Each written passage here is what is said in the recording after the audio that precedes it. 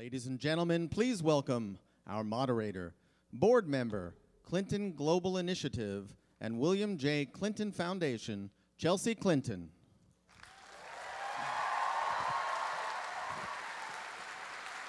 And our panelists, Vice President, Policy and Programs, Demos, Tamara Drought. President, Inter-American Development Bank, Luis A. Moreno. Chief Executive Officer, Wello, Cynthia Koenig. Environmentalist, Research Foundation for Science, Technology, and Ecology, Dr. Vandana Shiva. Thank you. So Mr. Peterson just exhorted all of us, though I may not actually be a member of most of us, given that I'm 32, probably much older than many of you in the audience. But for young people to turn out in the tens of thousands, 100,000s even, to hold our government accountable for the decisions they're making now about our fiscal future. We certainly saw tens of thousands and hundreds of thousands of young people turn out in the last 15 months, from the Arab Spring to protests against higher university fees in Chile, to protests for affordable housing in Tel Aviv, to certainly Occupy Wall Street, where I live in New York City. And yet, thank you, New York City. And yet, as much as young people may be in the vanguard of so many of these social protests and social movements, we are notably behind in employment, painfully behind in employment. In the United States, youth unemployment has been above 16% now for 36 months. Last month, it was 16.5%. In much of the developed world now, it's actually higher. In the Eurozone, it's 21-ish%. In Greece, which probably many of you have been watching over the last few months, it's just below 50%. In the developing world, it's often somewhere between 26-27% in the Middle East and North Africa, and in the high teens in much of Southeast Asia. Clearly, we're confronting many challenges, those which we just heard about from Net Impact and Mr. Peterson, to think about how we build an economy for our future. But another commensurate challenge is, how do we build the next generation of entrepreneurs, business entrepreneurs, social entrepreneurs, and yes, even political and government entrepreneurs. And so I hope that's what we'll talk a little bit about today. And I'd like to start with Cynthia, because Cynthia actually had an idea when she was in school that became not only her job, but became a mechanism through which she very much is adding to her own and our collective triple bottom line. So Cynthia, will you talk a little bit about Wello and how it's evolved? Sure, and it's actually about a year ago that I was graduating from the University of Michigan's Urb Institute and looking for a job myself. And I think the real turning point for me was sitting in an interview and being asked the question, why are you looking for a job when you have one already? Which I, at the time, didn't realize. I didn't think of Wello as a job. I was looking for a job to support my hobby, essentially, Wello. And from there, it's just really snowballed. So I guess Wello is the result of my failed attempts to secure a job after graduate school. And will you talk a little bit about what Wello is? Sure. Oh, Wello is a social venture that manufactures a tool called a water wheel, which is a water transportation device that aims to replace piped water infrastructure in the developing world. So it's a barrel that moves 4 to 5 times the amount of water possible than traditional methods, which is 5 gallons carried on the head. So we're launching in India.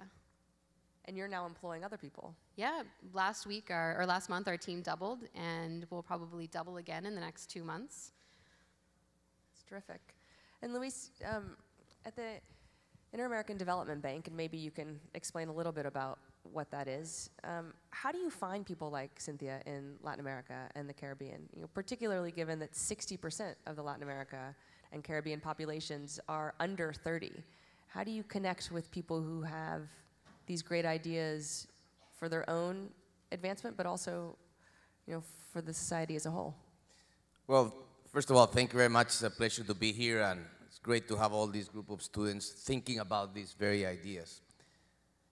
The Inter-American Development Bank, like the World Bank, like the Africa Development Bank, have basically a focus on development. And they were created, all these institutions, over 50 years ago, with the sole purpose of helping governments find ways to have development finance, to do schools, to do roads, to do hydroelectric projects, but alongside with that, to incorporate the best practices. So we're more than just a financial institution. We're a very complex but very focused kind of consultancy institution that looks at best practices. Having said that, what Cynthia was just describing is the larger story of the emerging world.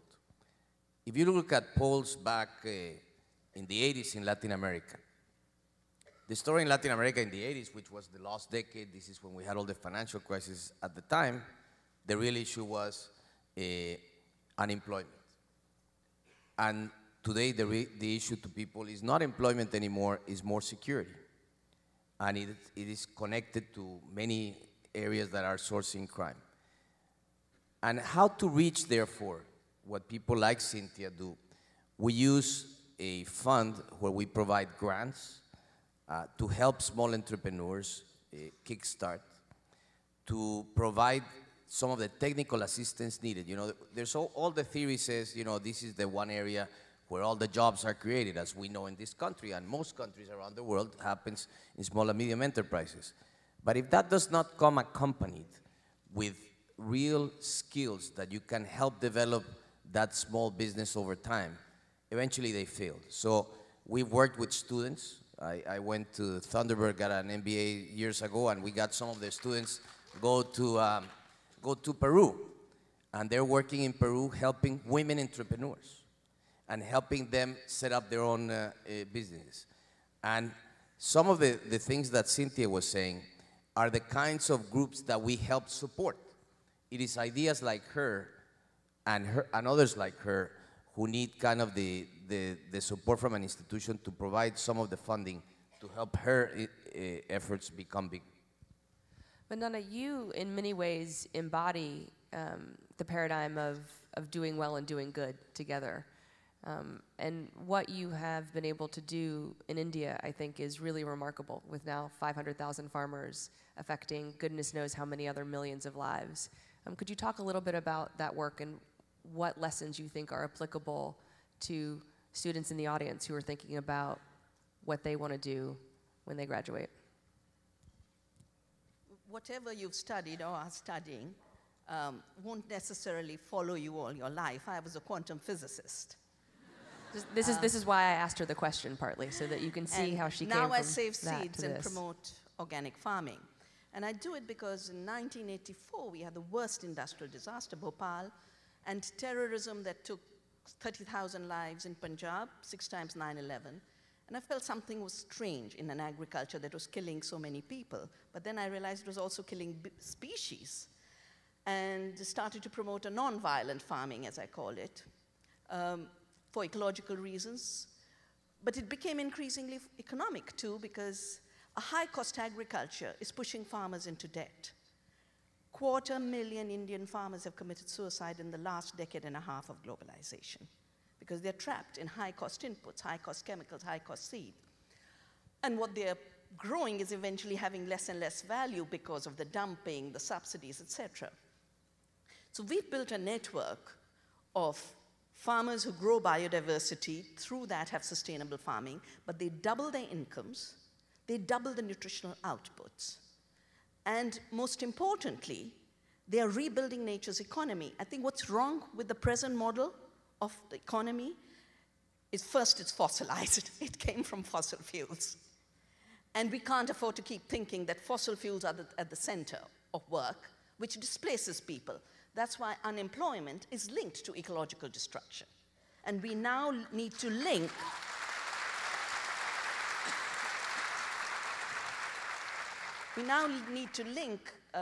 stabilizing, maintaining, conserving, and rebuilding nature's wealth, her soil, her biodiversity, stabilizing the climate. The recent reports, she talks about 80 billion as the cost of extreme events. And if we put that into our economic equations, we are not doing terribly well. But the kind of agriculture we promote is getting rid of the 70% species destruction, 70% water waste. A lot of the water crisis is related to waste in an industrial chemical farming model. 40% of the greenhouse gases. Most importantly, 70% of the disposability of human beings in an agriculture that replaces people with energy slaves because of fossil fuels and toxics. How's that relevant to all of you? I used to also think, where does food matter? Quanta mattered more. Quanta, the psi function of quantum theory. And your derivatives, etc., that you play around with in the financial world obviously make you look like it matters more. But at the end of it, we are all eaters. And so all of us should be caring about what food we eat and how it's grown.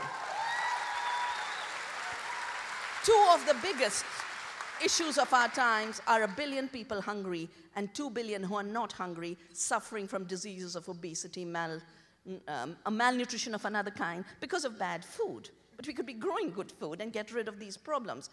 Most important, and these are sums I've done, I did learn math, and I think what's wrong with the current economic model is its math is not right.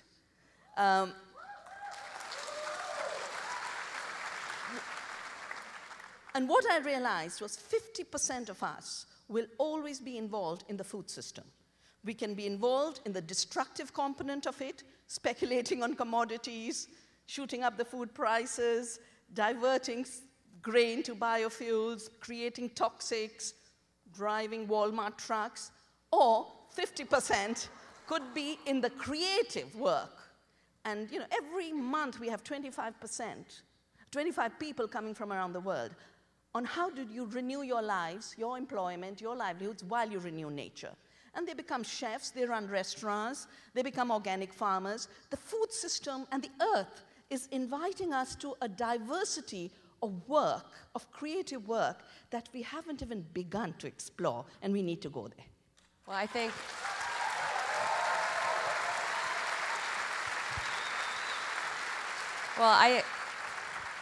I think you certainly have begun to explore it.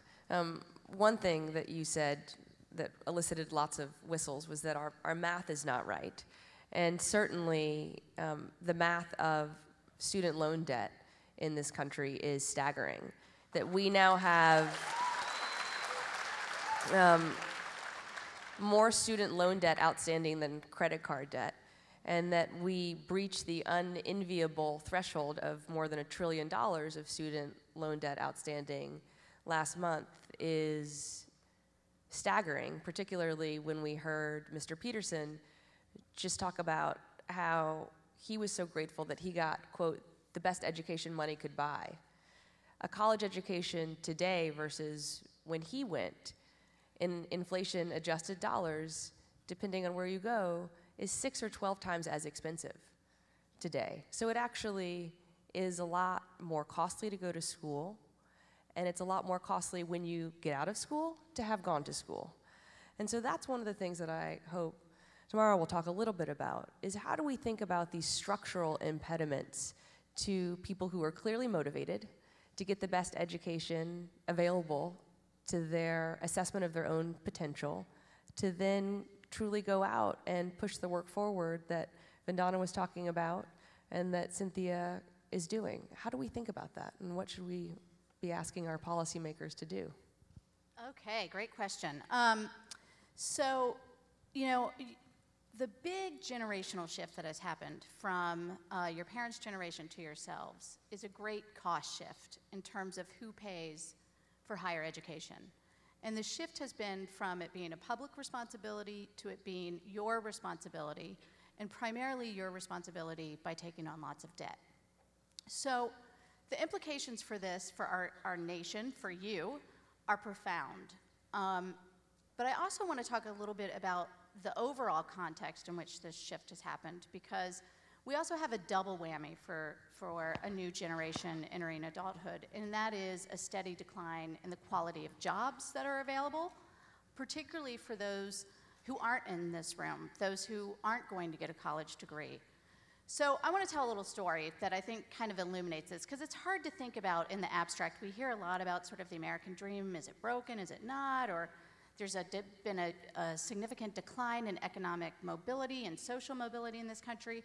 Those are abstract ideas. I want to try and bring it home a little bit. So I'm going to tell you my story, which is I grew up in Middletown, Ohio. Any woot-woos? No? No? Any Ohioans? Yay. Okay, so I grew up in a blue-collar middle-class family, a species that's now almost extinct in this country. My dad was a machinist at the local steel factory, which at the time employed, like, I don't know, 2/3 of the town. And my mom went back to work when my youngest brother was 9, and she was an office manager at the local orthodontist office.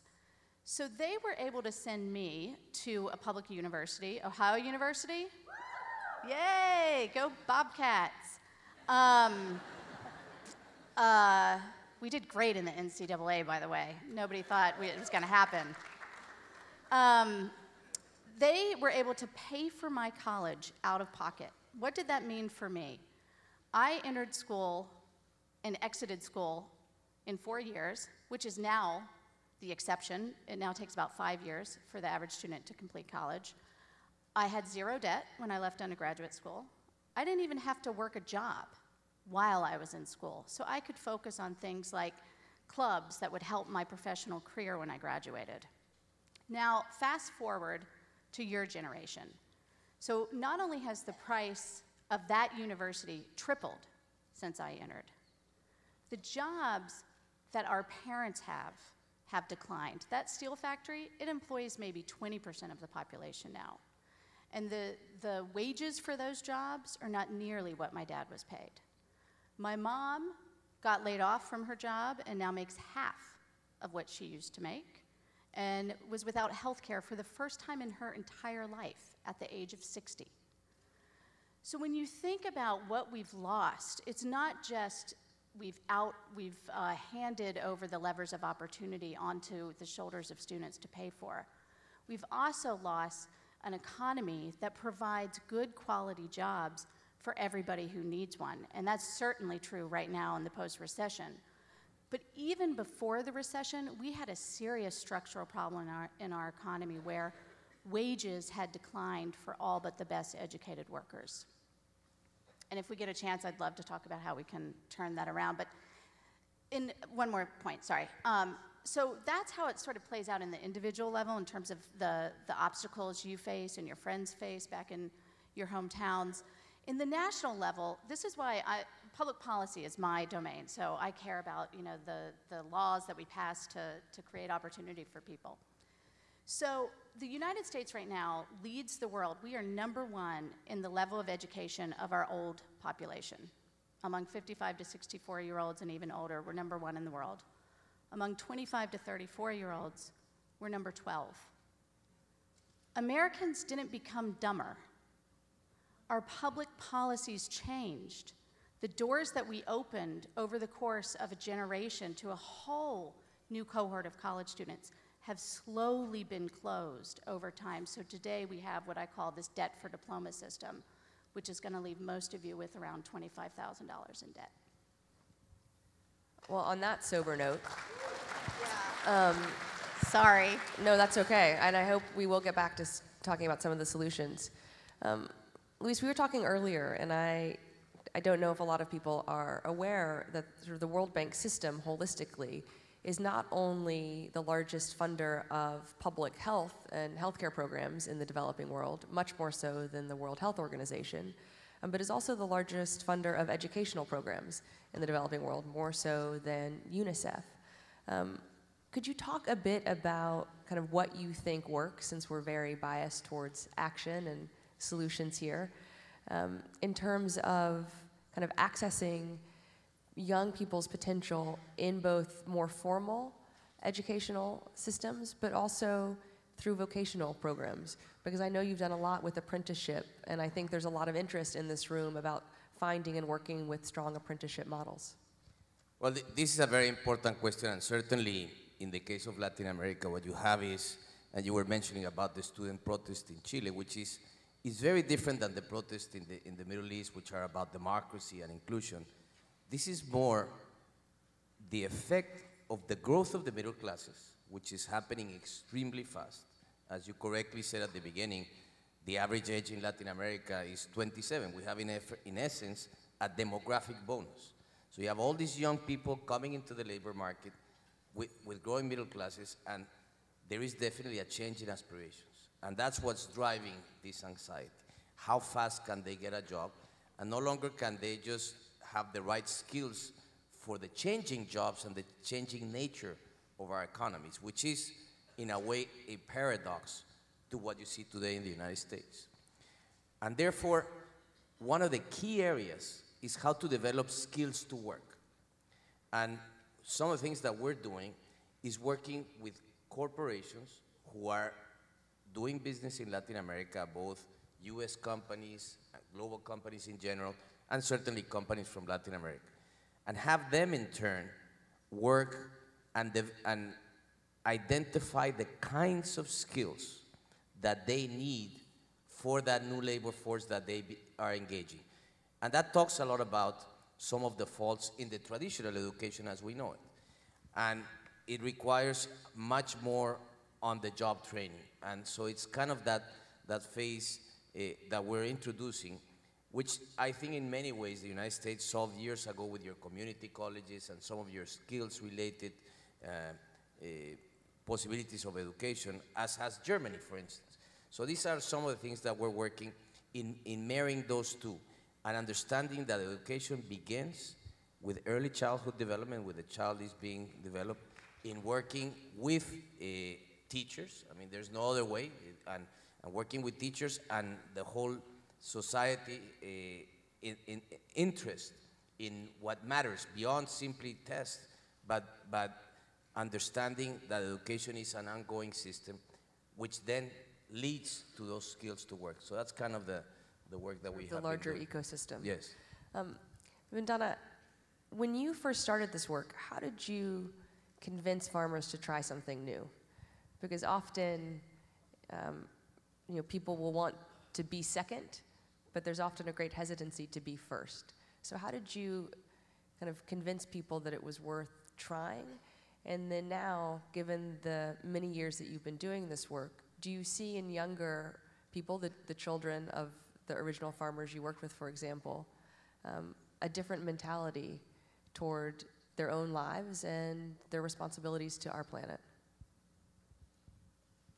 When I started, I'd literally go village to village, saving seed, collecting seed, and sitting with the farmers to say, okay, because they were all brainwashed to believe the high-yielding varieties with chemicals are giving them more. That's why I say that math is not right. I say, okay, let's sit and do the sums. How much do you spend and how much do you earn? And by and large, the net income was negative, which is why the debt cycle, which is why now the suicide epidemic. So once they did the cost-benefit analysis themselves, and farmers are not used to doing it, they just borrow, and usually with the thumbprint, and they're told you'll be a millionaire, nothing less. And 2 years later, the land is being taken away. So we work with them we help them keep diaries. So they actually work on how much they spend on the chemicals and the seeds that are non-renewable, and how much more they make when they use their own internal resources, renew their seeds, have community seed banks. I think the point Tamara made is so vital, because she's described the crisis of education and the loan burden in terms of the destruction of the public education system. And in a way, the same has happened with the public breeding system in agriculture, which used to bring us good seeds, reliable seeds. Now you get unreliable seeds with royalties, patented, and I'm starting a massive seed freedom campaign this year, and I hope all the young people here will join. Because I think something is terribly wrong when royalties are being extracted at the cost of farmers' lives. By making our biodiversity, we had 300,000 rice varieties in our country. And now we have 4 crops: canola, corn, soya, cotton, genetically modified, patented. That's not the best food system humanity can invent. We can do better. Well, and we can do you are better. doing better. Yeah. And so many of, people from the cities are moving back. A young boy who used to work with me in the office in Delhi went back to his villages. In India, we make everyone a relative. You're a didi, an aunt, an uncle. So he says, Didi, you're doing good work. He looks at me, assesses me, and says, you're doing good work. I want to start it in my village. I ran to the city. I left my village to come to the city. I'm going to go back. Within the first year, he had made 200 villages give up toxic chemicals, pesticides, fertilizers. Well, and now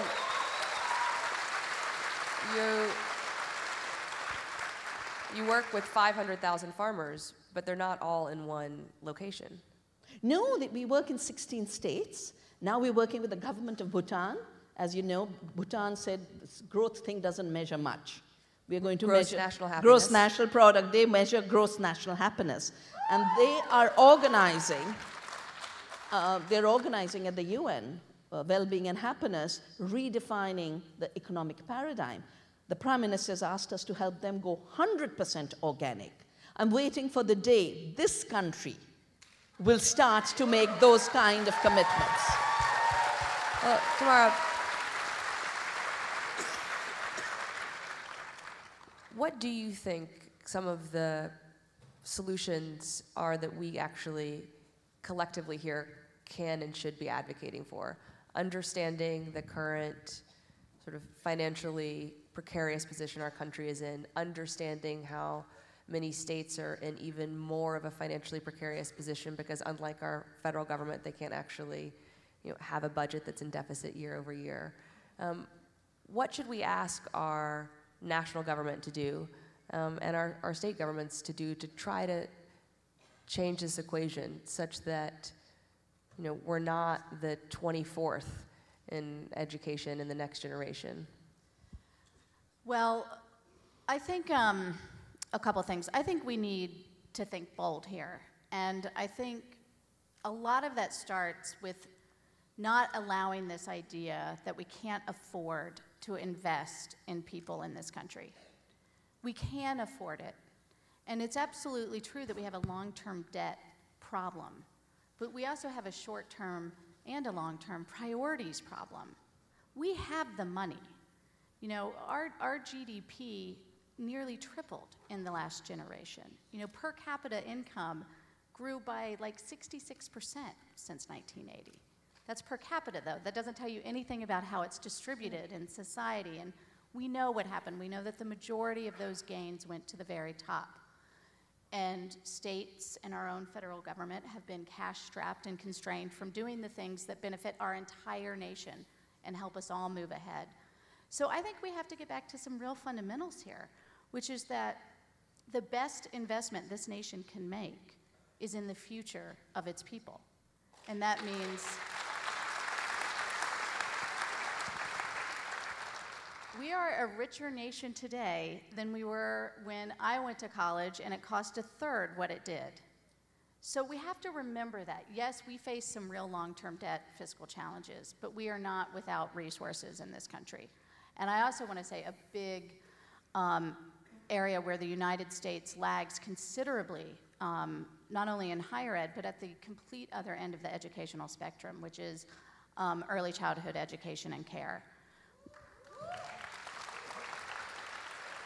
We are one of the few developed nations that, by and large, leads that stage of life to chance. It's another responsibility we just put on parents, we just put on people to sort of, figure it out by themselves. And it is also probably our best shot at creating a level playing field in this country and doing something about the huge disparities by race and ethnicity that we have in this country. Cynthia, you spoke earlier about kind of being in the job interview and someone saying to you, you already had a job, and that was your pivot to formally start Wello. What inspired you to start Wello when you were at the University of Michigan before it became codified? And what sort of, either mentorship or kind of classwork had you done that led directly to that idea cohering in your head and motivating you? Wello originally started because of my curiosity about the global water crisis. It's a problem that exists at a massive scale. Over 1 billion people are negatively impacted by lack of access to water. And that just shocked me. How is this possible in a day and age where people have cell phones and mobile money that they don't have clean water? So, I started in my classes, I would write papers about the global water crisis and started studying sustainable business and base of the pyramid strategies, and then started competing in business plan competitions, and it slowly snowballed into something so much bigger. And I think one of the benefits that you have as university students is that everyone wants to help you. I had the benefit of walking into any professor's office at the University of Michigan and saying, I have a question, can you help me answer this? Or do you have a contact at XYZ organization that I can talk to and continue to learn? And I think the more I learned, the more questions I had. So I would say you're at a unique moment in your lives now when, apply for the internship at an organization that maybe you wouldn't consider working there post-graduation, but this is a great time to explore that opportunity, and you might surprise yourself. Donna, Yeah, I think the two big crises, the everyday crises, are the water crisis and the food crisis. And I'm so happy young people like you are turning to this. I was invited by women of Plachimada, a little village in Kerala, 10 years ago, because their water was disappearing. They had water. Kerala is rich in water. But their water was disappearing because Coca-Cola had set up a plant extracting 1.5 million liters per day. The water level had fallen. What little was there was polluted by whatever they threw into water. It's a trade secret, nobody knows. And women were walking. Women were walking 10 miles. And then a woman called Plachimada said, no, Mailama said, no more. And they sat in front of the gate, called me to help support. And within 2 years, that plant has closed. It is still closed. But the more important message is, the High Court then ruled that water is a public good. It's not a commodity. And I think whether it's education that Tamara's talking about, or the water crisis, or the issue of food and seed that I work on, we are talking about an epic contest between privatization and commodification of a dehumanizing kind versus recovery of the commons, human dignity, and the rights of the earth. That's what it's about.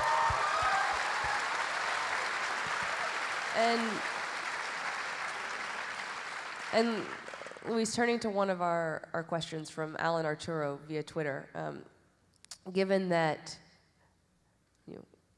although indeed those are cardinal challenges, because if we don't have access to clean, reliable water and sufficient nutritious food, we can't do anything else. Yet there are so many other challenges confronting us. And in Latin America, particularly, Mr. Moreno, how can entrepreneurship thrive in Latin America despite ongoing drug problems and violence? How would you respond to that question? Well, stop using cocaine in the United States, which is the biggest consumer.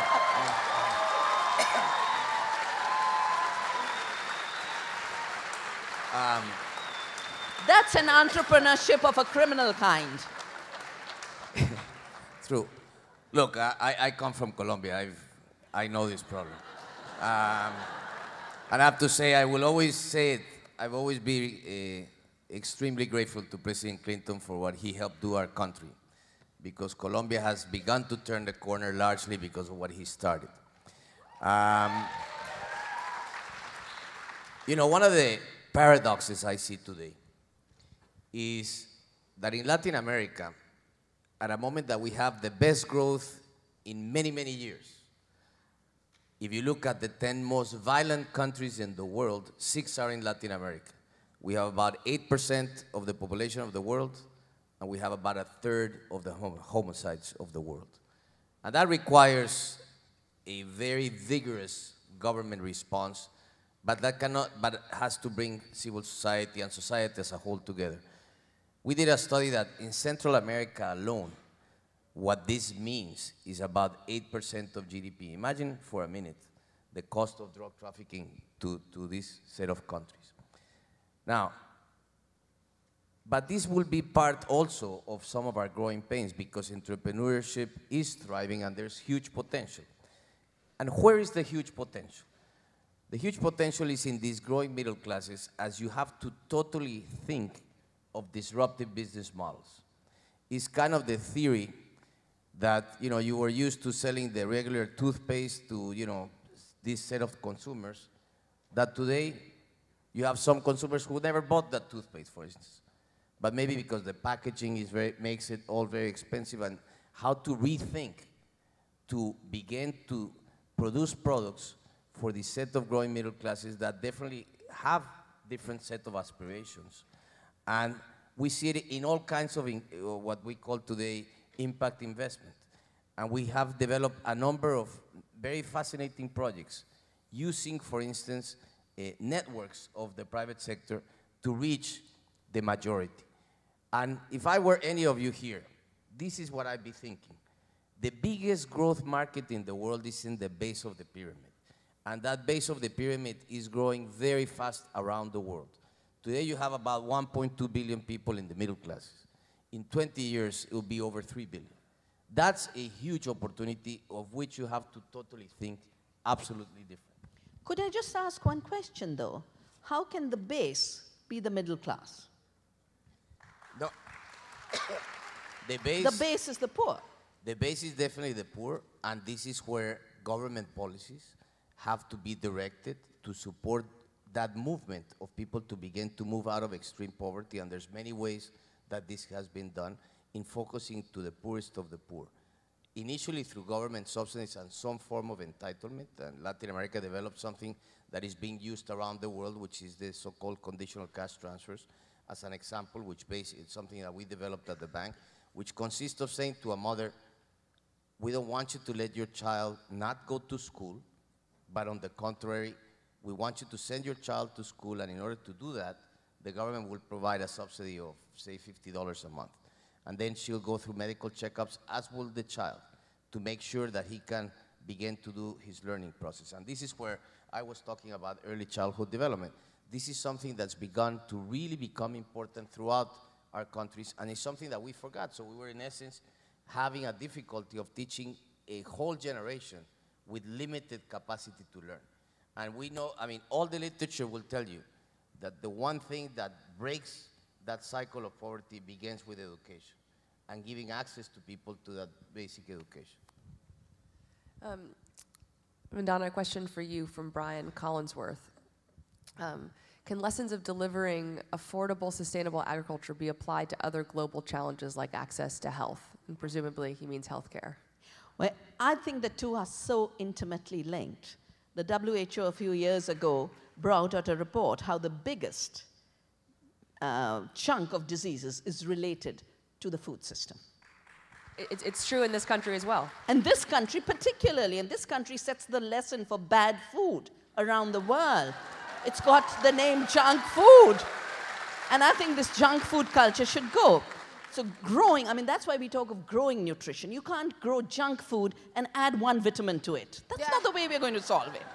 We've got to solve it by maximizing nutrition output, by intensifying ecology and biodiversity, not intensifying chemical inputs and intensifying capital inputs. I think that's the disjunction in the present model. Higher costs of everything, education, costs of production in agriculture, costs of health, while lowering of incomes for everybody. We need the opposite, lowering the costs of production of food, access to healthcare, access to education, while increasing the capacity of people to meet their needs and earn an income. And I think this is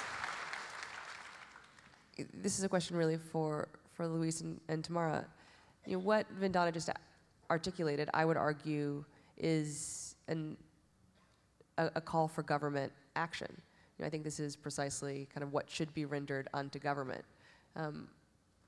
What do you think, kind of given that we have growing inequality not only in our own country, but around the world, given that for the first time in 2011, more poor people lived in middle-income countries than lived in poor countries, you know, how should our government in this country, but also governments around the world, think about recalibrating the field for the corporate sector and for private individuals?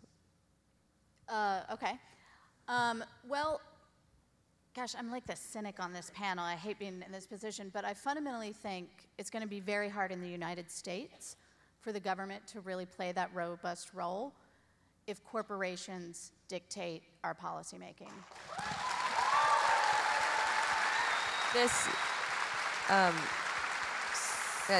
goes back a little bit to what Mr. Peterson was saying. Yeah. That there are lots of special interests in this town, and not one sort of sufficiently reflective of our views. So that's exactly also right. a challenge to us who think that things should be different. Absolutely. We need everybody in this room to really help champion, I would say, public financing of elections. I would say a constitutional amendment that says money is not speech. Because the battle for the future of this country is very hard to fight when we're outspent by corporate and special interests. So I'll leave it at that for now. I do think it's fundamentally, in the work I do every day, which is about how do we revitalize the role of government in providing the basics needed in society and providing that structure of opportunity that, frankly, enabled me to sit in front of all of you today, which has been great. And I don't really see it fundamentally changing until we change the system. And I would also argue require corporations to be more transparent about the true costs of their supply chains. Yeah. So that those of us sitting in Washington, D.C., would know that there was a Coca-Cola factory in Kerala that was polluting the water. I mean, that should be something that we should expect, even if it's a distributor owned by a subsidiary held through a separate holding company. Right? That clearly we should have a more holistic view so that we can make what we think are the right choices. But Luis, I would be interested, given your experience kind of having worked in the government before, kind of being at the IDB, what do you think a middle-income country's sort of role is? Well, the whole question of closing the gaps of inequality. Let me begin by saying, when you look at Latin America, it's the most unequal part of the world in terms of just lack of the right distribution. And for the first time in ages, because we've been able to have positive economic growth on a sustained basis, you begin to see that drop in inequality. But there's a huge function to this that comes with the way taxation is done, a huge function in the ways that entitlement programs are delivered, are measured, and the quality of institutions that are behind them. And this is something that is extremely difficult to put together, and unfortunately, in many cases, it takes many years before governments have the capacity to deliver the kinds of things that are needed. Here we devote a lot of our efforts at the bank precisely to support governments in renewing institutions precisely for this purpose. But on the larger discussion, I think the awareness in the leadership of countries that this is what matters and how to drive not only the effort of governments, but how to build the partnerships, because today the way to do this is using the talent that is out there from everybody. And in doing this kind of public-private partnerships, in delivering social services, I've seen a lot of very interesting cases in many countries in Latin America, which I think are great seeds and great possibilities for the future. And maybe we should learn something from you. Vandana, I'm going to direct this question to you. Given that the system of education takes decades to show employable results, how do we convince poor families that it is worthwhile, that it is worth the investment? How do you convince the farmers you work with to use the now 100% additional income from the crops that you help them plant to invest in their children, in their communities? Well, 2 points about this. You remember there was the scholastic system of teaching. And at a certain point, it fell out of relevance. And new universities were created. I'm part of... Maybe you maybe you could define what the scholastic system Well, it was the for those of us that were church-based born in system, the 80s and 90s. All learning was linked to the church, and scholasticism as a word of abstruse knowledge comes from that. I have a feeling our university system at this point, and Tamara described it so well, how it's being squeezed into very narrow teaching in order to turn human beings into raw material for the corporate machinery, rather than full evolution of the human being for all their potential. So we need to pluralize and make public education again. And that's why I've started an Earth University, like we're sitting here at the Clinton Global Initiative University. We've got to have these other initiatives of learning beyond the walls of universities. And our farm is a new university. And in any case, we need multiversities. And that's why we have grandmothers come to teach at our farm, because we've been taught to disrespect the knowledge of our elders. But at this deep crisis, the elders have a lot to show.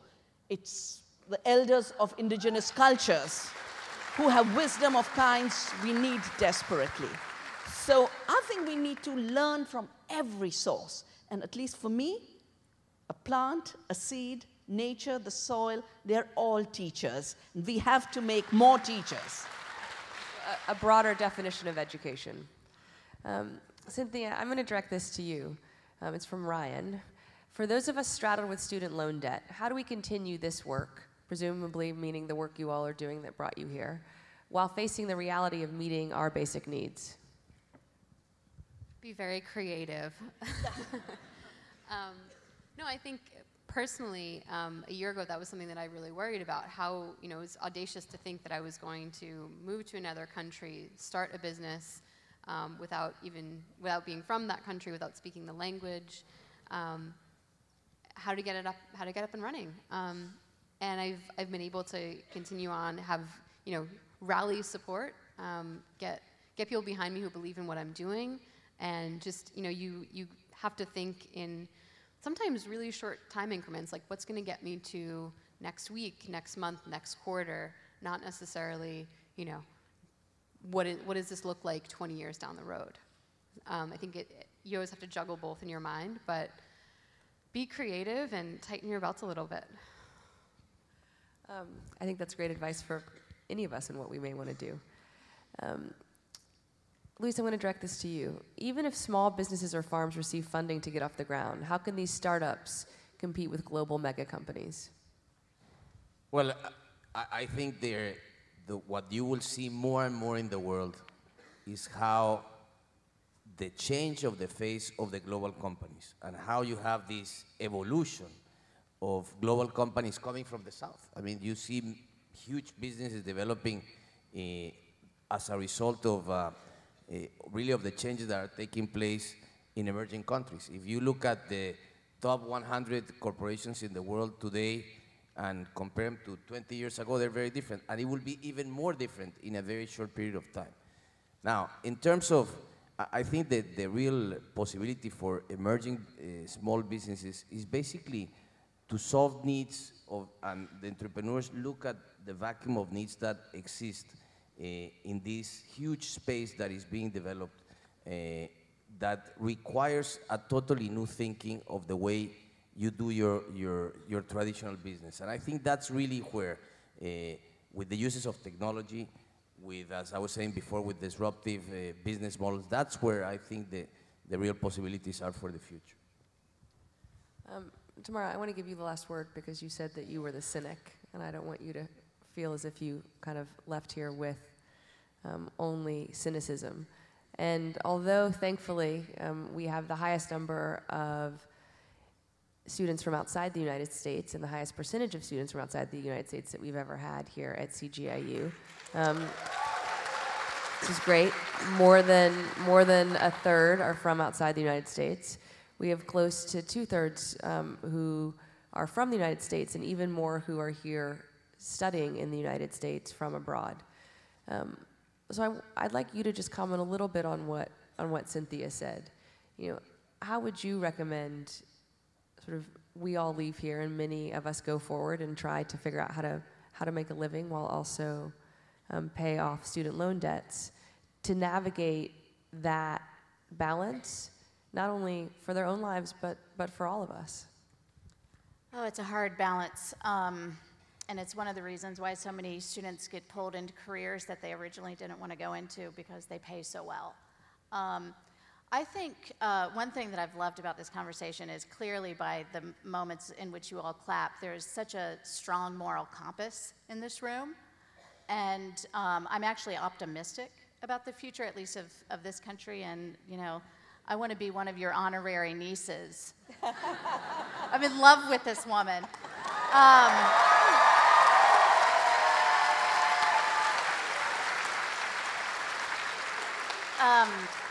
You know, I'm not a personal finance expert. I myself loaded up on credit card debt as I tried to make ends meet after college, and I didn't even have student loan debt. So what I will say is that we need young people with your moral compass to solve these public problems, and we desperately need you to run for office. And if your talents and your passions lean this way, we desperately need to revolutionize the economics field. So we need you to go into economics. Chelsea, Yes, that's Vindana, it. please. I just remembered while you were talking about the leadership coming from the young.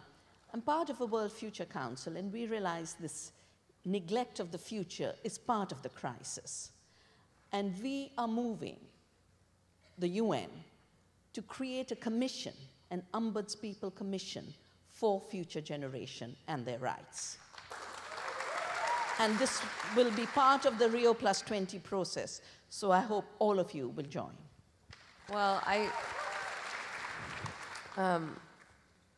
as someone who recently lost her grandmother, I would join you in kind of adopting Vindana as some sort of matriarchal figure.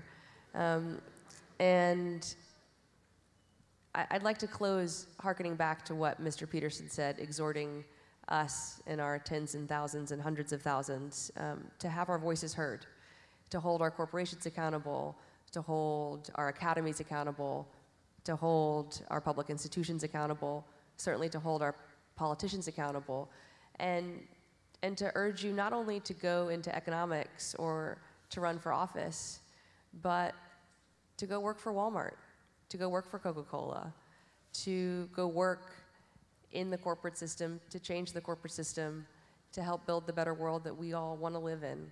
And I think, Vindana, you'll have a lot of people coming knocking on your door in Delhi. You're Thank all, you all no very Dehradun, much. Oh. up in the Himalaya. Delhi, Even better. no. Could we please applaud our panelists, and thank you all very much.